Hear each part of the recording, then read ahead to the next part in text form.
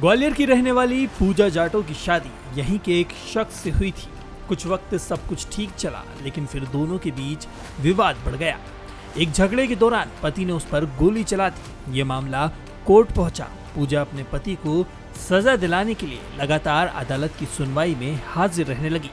इसी केस के दौरान पूजा की मुलाकात कल्याण नाम के शख्स से हुई।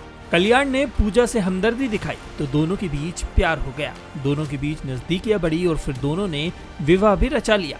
लेकिन शादी के 6 साल बाद कल्याण की सड़क हादसे में मौत हो गई। इसके बाद पूजा ने उसके बड़े भाई संतोष यानी अपने जेठ से रिलेशन बना लिया। संतोष पहले से शादीशुदा था, लेकिन पूजा ने उसे अपने प्रेम जाल में ऐसा फंसाया कि वो अपनी पत्नी को छोड़कर उसके साथ लिव इन में रहने लगा। संतोष की पत्नी लगातार इस रिश्ते का विरोध करती रही। इस बीच पूजा ने दावा किया कि उसे परिवार की संपत्ति में से आधा हिस्सा मिलना चाहिए, लेकिन सास सुशीला देवी पूजा की इस मांग के खिलाफ थी। सास ने साफ कहा कि उसे संपत्ति में से कुछ नहीं मिलेगा।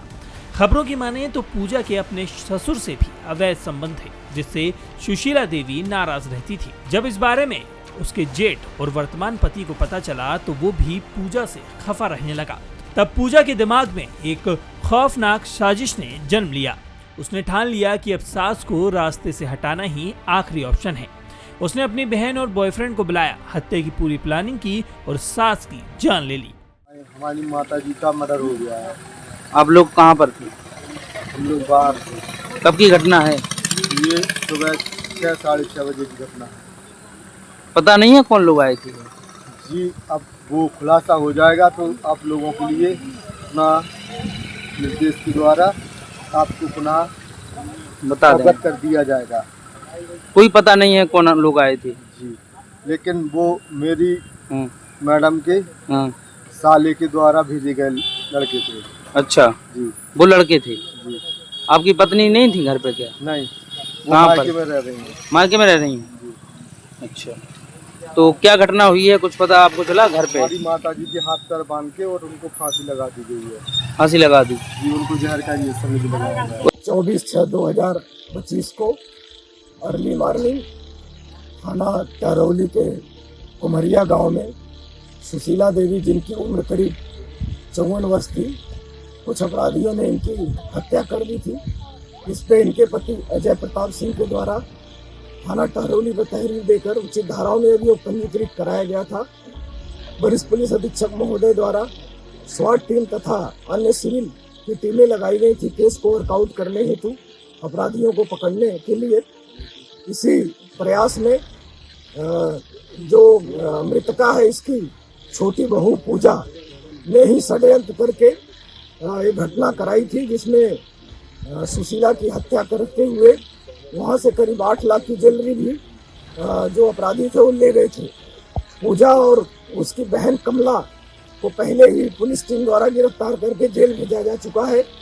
आज अनिल वर्मा जो इसमें वांछित चल रहा था, इसके बारे में मुखबिर से सूचना स्वाट टीम प्रभारी तथा थाना अध्यक्ष टहरौली को मिली थी कि आज बघैरा रोड पर घोरैया से होते हुए जाने वाला है अपने रिश्तेदारी में जो ज्वेलरी है उसको बेचने के लिए। इस सूचना पर स्वाट टीम प्रभारी तथा थाना टहरौली के टीम के द्वारा चेकिंग की जा रही थी। इसी बीच जो घटना में प्रयुक्त मोटरसाइकिल थी उसी से जाते हुए दिखाई दिया। इसको रोकने का प्रयास किया गया तो रुका नहीं, बल्कि पुलिस टीम पर जान मारने की नीयत से फायर किया। काउंटर अटैक में अनिल वर्मा के पैर में गोली लगी। इसको हिरासत में लिया गया तो इसके पास से जो उस दिन ज्वेलरी ये लोग लेकर के गए थे वो बरामद हुआ है, जिसकी कीमत करीब 8 लाख रुपए है।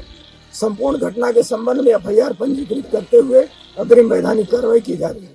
जब इस मामले की तफ्तीश शुरू हुई तो पहला शक पूजा पर ही गया। दरअसल सास के अंतिम संस्कार में पूजा ग्वालियर से झांसी नहीं पहुंची।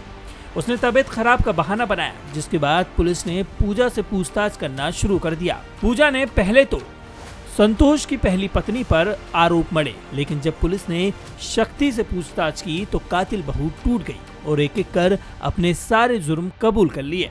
अब पुलिस इस एंगल से भी जांच कर रही है कि क्या कल्याण की मौत भी हादसे में नहीं गई थी, कहीं उसकी हत्या भी तो पूजा ने नहीं की। अब इस पूरे चौंकाने वाले मामले के बाद आप ये जरूर कह सकते हैं कि जो भी पूजा के संपर्क में आया उसे दुनिया छोड़नी पड़ी।